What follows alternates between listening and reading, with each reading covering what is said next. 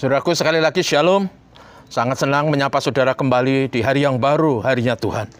Pagi ini kita sekali lagi akan merenungkan sabda Tuhan. Saya beri tema, jangan berubah setia di masa tua. Dan teks itu diambil dari 1 Raja 11 ayat 4. Berhubungan dengan kisah seorang raja yang sangat terkenal, namanya Salomo. Salomo adalah anak dari Raja Daud. Daud adalah seorang raja yang rendah hati, yang sangat baik, yang sangat rohani dan tulus hati. Salomo sebagai pengganti Raja Daud mewarisi tahta yang sangat masyhur dan makmur di awal pemerintahannya. Salomo adalah raja yang membuat detak kagum setiap orang yang mendengar atau membaca kisahnya. Dikisahkan pada waktu Salomo menjadi raja, di awal pemerintahannya, Tuhan memberikan 3 opsi atau pilihan untuk memilih apakah dia ingin menjadi raja yang berumur panjang, yang berlimpah harta, atau yang memperoleh kemenangan-kemenangan atas segala lawan dan musuhnya. Yang menarik adalah Salomo tidak meminta hal itu. Sebaliknya dia meminta hikmat atau a discerning heart untuk memerintah. Yang luar biasa adalah atas permintaan itu, Tuhan bahkan memberi bonus kepada Salomo, kekayaan, umur panjang, dan kemenangan kepada semua musuhnya. Dia adalah raja yang sangat mengagumkan. Karena hikmat yang diberikan Tuhan, dia punya kemampuan untuk memerintah yang luar biasa. Dia punya hati komitmen yang luar biasa terhadap rakyat, terhadap bangsa, bahkan terhadap Tuhannya. Sampai Raja Salomo mendirikan sebuah bait Allah yang sangat mengagumkan pada zaman itu. Salomo sangat termasyhur, kaya raya, tiada banding, tiada tanding. Bahkan seorang ratu bernama Zeba datang dari negeri yang jauh dan mengagumi banyak hal. Dia punya begitu banyak pertanyaan-pertanyaan yang rumit dan sulit, tapi bagi Salomo tidak ada yang sulit untuk dijawab. Sampai Salomo begitu terkenal akan hikmat ma'rifatnya, sehingga ada orang yang menyebut bahkan Salomo bisa mengerti bahasanya semut, yang menurut saya itu mitos. Semut tidak punya bahasa dan semut tidak mengerti tata bahasa. Sekali lagi, itu mitos.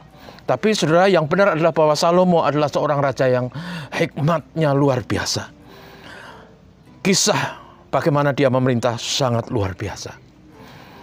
Dan yang luar biasa adalah makin tinggi dan termasyhur seseorang, maka godaannya makin besar. Ada pepatah, besar kapal, besar gelombang. Dan itu yang dihadapi Salomo pada waktu termasyhur dan kaya raya dengan semua kelebihan itu. Godaannya adalah akhirnya Salomo mencari banyak istri. Di kelas waktu saya mengajar kepada mahasiswa, saya katakan kalau Anda punya uang 50.000 rupiah, maka yang saudara pikirkan adalah bagaimana saudara bisa hidup dengan 50.000 untuk 1 minggu.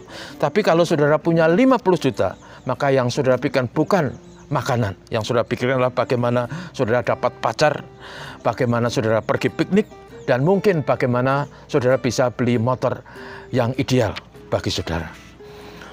Dan itu yang terjadi dengan Salomo. Atas semua hal yang terjadi, yang dialami, yang dinikmati itu membuat Salomo silau terhadap dunia. Penglihatannya silau dan membuat konsentrasinya kacau. Akhirnya dia mengambil begitu banyak istri yang dia cintai. Dan istri-istri itu diambil dari berbagai suku bangsa yang masing-masing membawa berhala dan kepercayaan mereka. Akhirnya yang terjadi adalah Salomo terseret kepada penyembahan berhala. Salomo tidak lagi sepenuh hati menyembah dan beribadah kepada Tuhan seperti Daud bapaknya.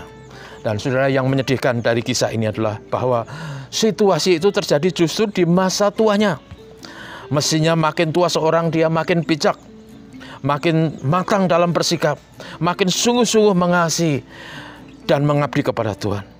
Namun kemasyhuran yang dinikmati Salomo justru menjerumuskan Salomo untuk mengumbar nafsu seksual dan membuat hatinya terbagi-bagi dan menjadikan dia berubah setia kepada Tuhan di masa tuanya.